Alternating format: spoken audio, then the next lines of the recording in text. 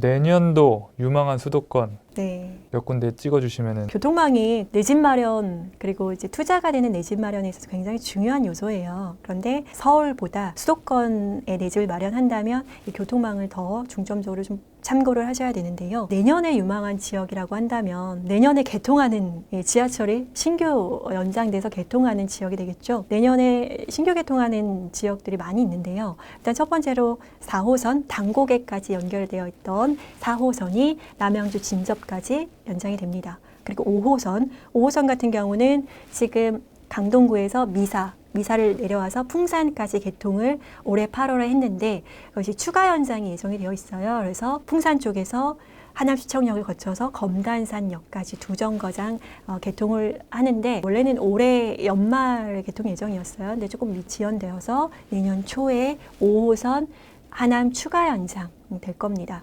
그리고 7호선 같은 경우는 현재 장암, 북쪽으로 장암 쪽에서 의정부를 지나서 양주까지 연장 공사를 시작을 했고요.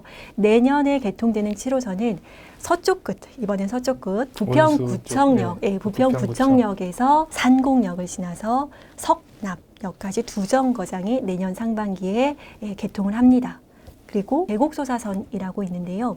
대곡소사선은 현재 안산의 원시에서 부천의 소사까지 다니고 있는 대곡소사선이라는 노선이 있는데 이 대곡소사선이 소사에서 고양시 대곡으로 연장이 되는 거예요. 내년 6월이나 7월경 혹은 조금 더 늦어질 수도 있고요. 이렇게 내년에 개통 예정입니다. 대곡소사선의 호재를 받을 수 있는 지역 그리고 4호선, 5호선, 7호선 즉 내년 개통하는 그런 지역들은 개통하기 전에 모든 호재가 다 반영된 것이 아닌가라고 하는데 개통 이후에도 오릅니다. 그래서 이런 지역들 당장 내년에 개통하는 지역들 눈여겨보셔야 될 것 같습니다. 내년에 개통하는 지역도 굉장히 많은 것 같은데 네. 좀 예년과 비교해서도 많은 편인가요? 대체적으로 내년이 좀 많은 편입니다. 네, 올해도 여러 노선들의 개통이 있었는데 올해 작년보다는 이제 내년에 신규 연장 개통되는 부분이 굉장히 많아서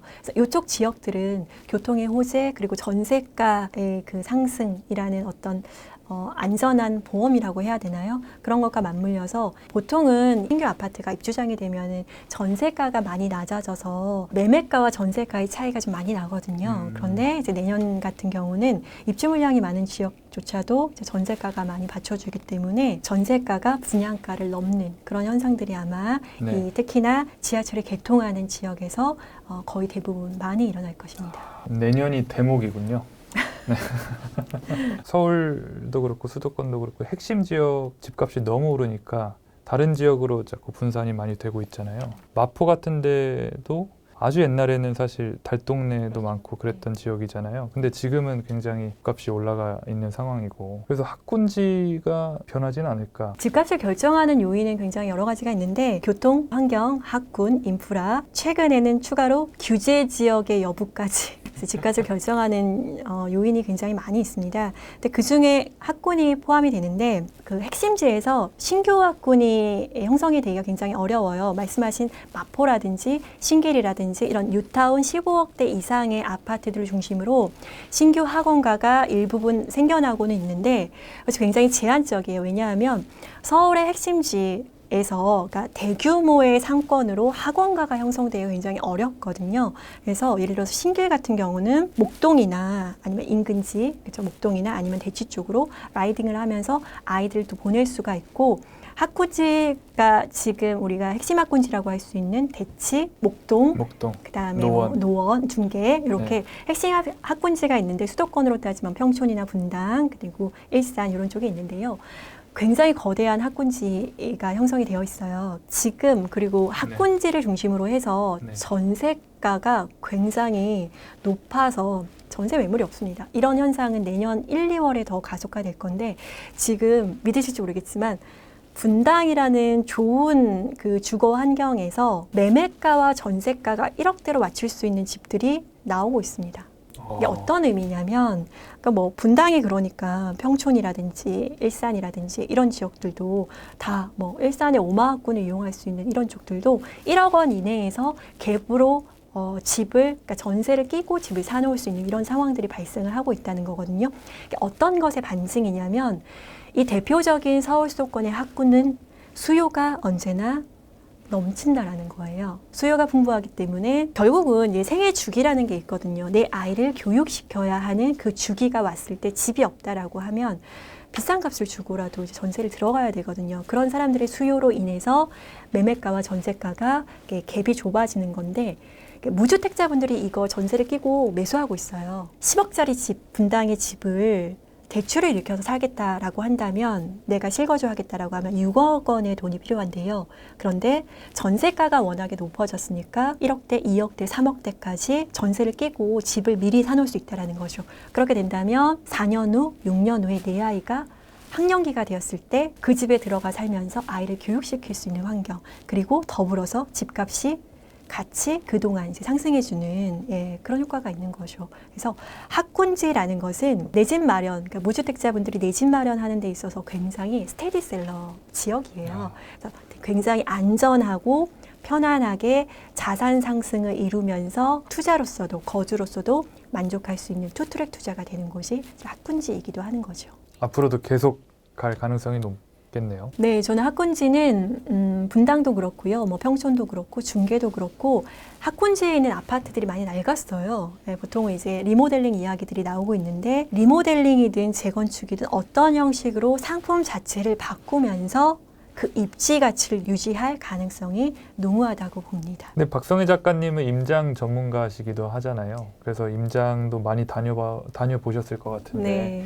임장 다니실 때 뭐 비법 같은 게 있을까요? 임장을 제가 뭐 한 7년 동안 서울 수도권 다녔는데요. 많이들 여쭈세요. 임장의 비법이 무엇이냐. 근데 임장의 비법은 없습니다.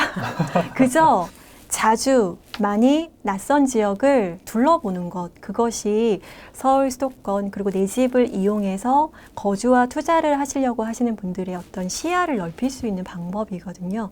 그래서 임장이라는 것이 꼭 내 집을 살 때에만 필요한 것이 아니고요. 내가 부동산을 이용해서 앞으로도 계속 집을 마련하고 갈아타고 그리고 핵심지로 들어가겠다라는 계획을 짜고 계시다면 낯선 지역이에요. 그냥 분위기 임장이라고 하죠.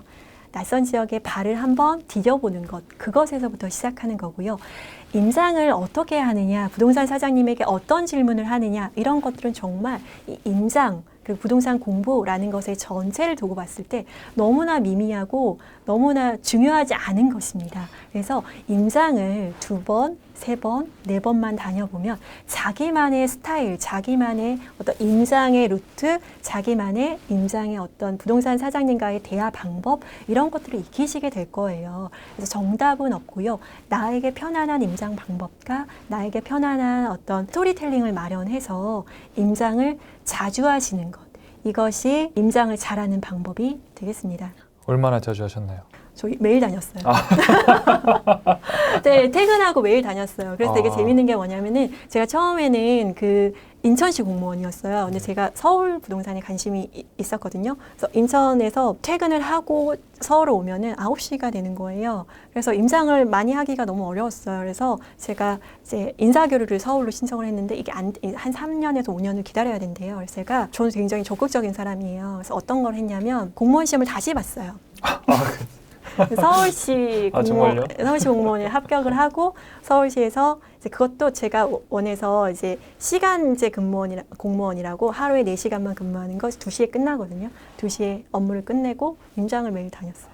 오롯이 부동산 투자를 위해서. 네, 그렇습니다. 근데 투자라는 것이 머리에서 떠나지 않으면 조금 힘들고요. 그냥 일종의 내가 좋아하는 취미, 그리고 취미인데 돈이 되는 것, 그러면서 내가 행복한 것, 이런 것 찾다 보니까 힘들지 않게 다녔던 것 같아요. 네, 부동산이 생각보다 재밌거든요. 제가 이 책을 쓰게 된 계기는 내 집 마련을 간절히 원하시는 분들이 내 집 마련이 결코 어렵지 않고 두렵지 않고 적은 돈을 가지고 있어도 할 수 있다라는 자신감과 희망을 심어드리고 싶어서였거든요. 그래서 저처럼 가진 것 없고 아는 것 없고 할 수 있는 게 적은 사람도 부동산으로 행복해졌습니다. 그러니까 여러분들은 저보다 더 똑똑하고 열정적이고 젊으시니까 집을 이용해서 조금씩 계단식 갈아타기를 통해서 결국에는 내가 살고 싶은 집까지 이르르고, 그리고 내 집 마련에 필요한 여러 가지 그 어떤 에너지, 낭비되는 에너지들을 내 집 마련을 함으로써 깨끗하게 좀 정리를 하고, 내가 진짜로 하고 싶은 것, 내가 진짜로 좋아하는 것에 남은 에너지를 쓰시면서 좀 행복하게 사시면 어떨까, 이런 생각입니다. 네, 오늘 불인이들을 위한 부동산 강의 박성혜 작가님 모시고 말씀 들어봤습니다. 작가님 오늘 감사했습니다. 감사합니다.